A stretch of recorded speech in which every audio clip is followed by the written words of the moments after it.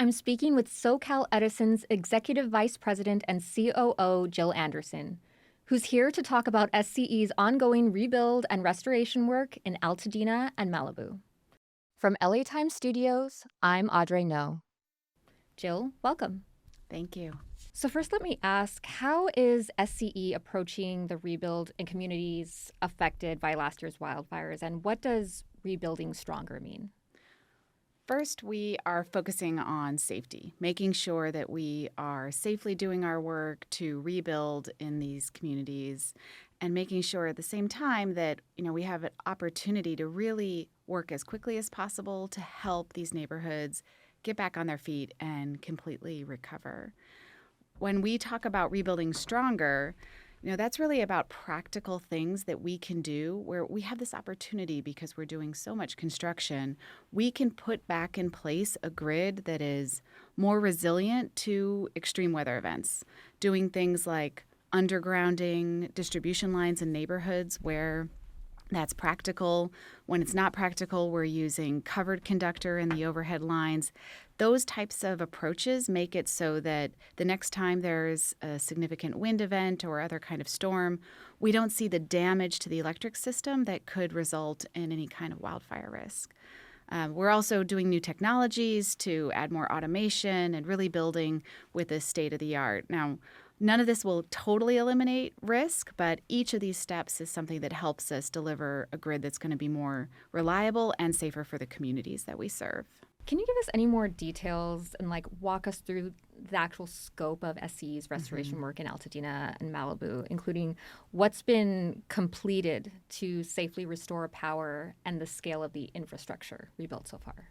We've been making a lot of really strong progress, both in Malibu and Altadena, making sure that we can provide power to anyone who is ready to take service. And we're also staying one step ahead of customers and businesses as they are rebuilding in those communities.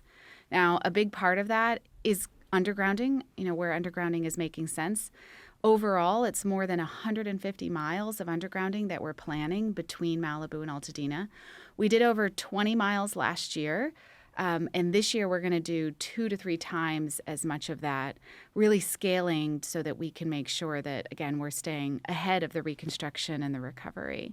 That's requiring that we have a lot of partnerships with local entities, with the county, with other agencies who we have to get approvals for in order to do that work, and a lot of coordination with the residents themselves. So undergrounding projects can take more than twice as long as if we were doing it overhead. They can even cost twice as much. And so we're doing also some innovations in our engineering to figure out how can we use the latest construction methodologies or changing to engineering standards so that we can do more of this work as fast as possible. So for those with homes and businesses that are impacted by the actual rebuild, can you tell me about their options and how SCE is showing support for them? We know how difficult rebuilding is for a home or a business, the whole community that had been impacted here. And so that's one reason why we have been part of the area, the neighborhood, really a constant presence. We've been going to neighborhood meetings and community forums, town councils. We have staff who sit in these one-stop shop permitting centers so that we can actually offer input and answer questions and be there to really help customers through the process step by step of how they're going to connect back to the grid. Now, this is an area where there has definitely been some confusion, so I appreciate just a minute here to be able to explain what the options are. If a home or a business is being completely rebuilt and it's happening on a street where we are undergrounding the distribution lines, the regulations today actually require that we take underground service for that customer. And so the customer would work with their architect, with their contractor during their rebuild when they're doing other underground utilities anyway, and they would reconnect to the new underground service. Now, it's different if you are a standing home. And as we've seen in all of these terrible fires, it's a patchwork of buildings that are destroyed and buildings that survive. So if you're a standing home, you have an option. Even when we come and underground down your street, you could choose to work with a contractor and underground your service, or we will serve you overhead. And so we put up a pole and we will come from the new underground and give you an overhead service if that's your preference. Now, we're working with our regulator to make sure that we can make as many credits and options and funding available for customers as possible to make sure that there can minimize the cost impact. And we're also working with LA County to try to get grants. But my best recommendation for customers who are going through this process is reach out to us early.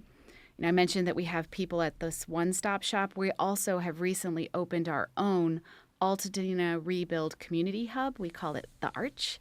It's on Fair Oaks Avenue, and you can come in and meet face-to-face with an Edison engineer or planner or customer service rep and get all the help you need to walk through those options. Great. Yeah, and we spoke with Pedro Pizarro, the CEO, and he was telling us about that community hub as well.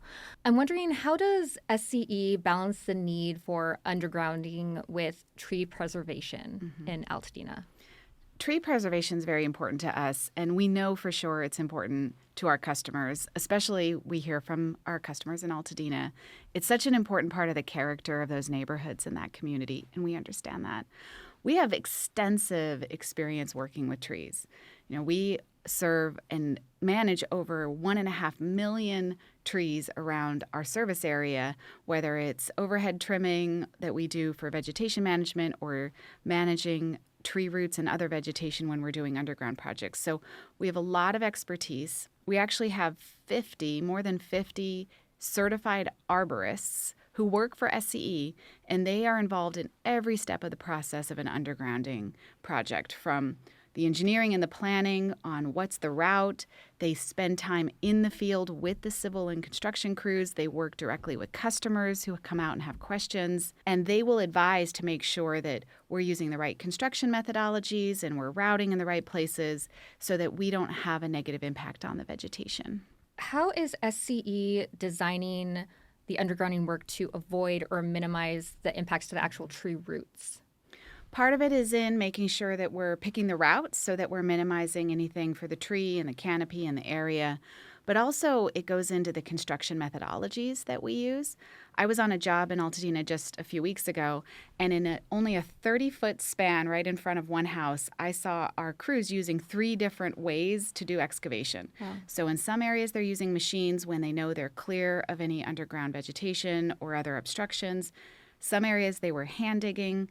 We also use water technologies so that you break up the soil and then a vacuum that can suck it out, so you can actually tunnel under the roots themselves. So we'll use, various technologies to make sure at each case-by-case location we are minimizing the impact. But let me tell you a quick story, because I also, when I was out with our crews, heard about a customer who, when she saw our team members show up in her neighborhood, she called us because worried about the impact that might happen to a wall, a 100-year-old stone wall, that she could tell there would be kind of no way for us to get our job done without some kind of impact to the wall. Right. So we had a supervisor go out that day, talk and meet with a customer, walk the job, and they worked out a methodology where our contractors removed the stone pieces one at a time, labeled them, and then did the work, and then they restored the wall exactly the way it was before. And afterwards, the customer called to express her gratitude and thanks and is so happy with the work that's done. So there's been a lot of focus on impact to trees, and trees are important to us, but customers also care about walls and sidewalks and rose bushes and everything else that they've invested in to make their property their own, and we appreciate that. What is your goal for 2026 and beyond for the communities that have been impacted by January 7th? Yeah, our goal is to continue to be a partner that is helping all of these communities, every customer who's been impacted, recover and fully recover. And so we are working as quickly as we can, as safely, under all of our work practices, so that we can make sure that we are part of rebuilding these communities. We have been serving these neighborhoods since they were built, and we're going to be the service provider for generations to come. So building and maintaining trust with our customers is our priority.